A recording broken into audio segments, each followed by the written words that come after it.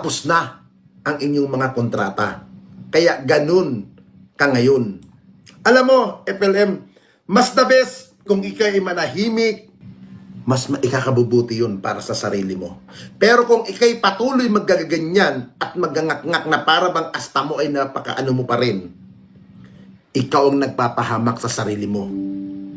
Ikaw, kita mo nga, ako minsan, pinapanood ko yung mga vlog mo, ang layo na nung galaw mo ngayon at sa dati mong galaw. Ang layo na. Yung sinasabi mo dati na hindi ka nangihingi sa mga follower mo, pero pag may nagko-comment na gustong magbigay sa'yo, sinasabi mo, pwede naman kayo magpadala.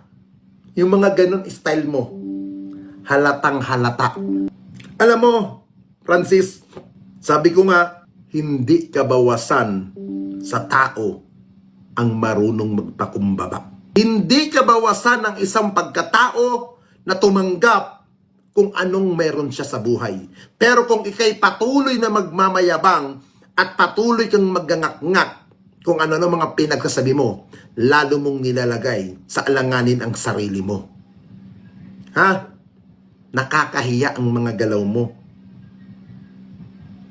Tandaan mo, yung mga taon dating binabanggit mo na nasa likod mo, sila Breng, alam mo ibig sabihin, hindi na sila ganun kagaya nung dati sa'yo. Lahat sila umiiwas na sa'yo dahil sunog ka na sa social media.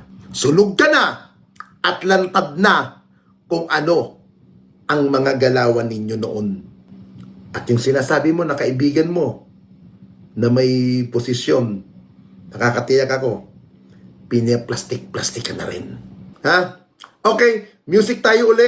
Doon na tayo sa pinaka-main topic. Yan ang muna't huli ko na sa iyong pagtatapik. Kabayong putang ina mo ka.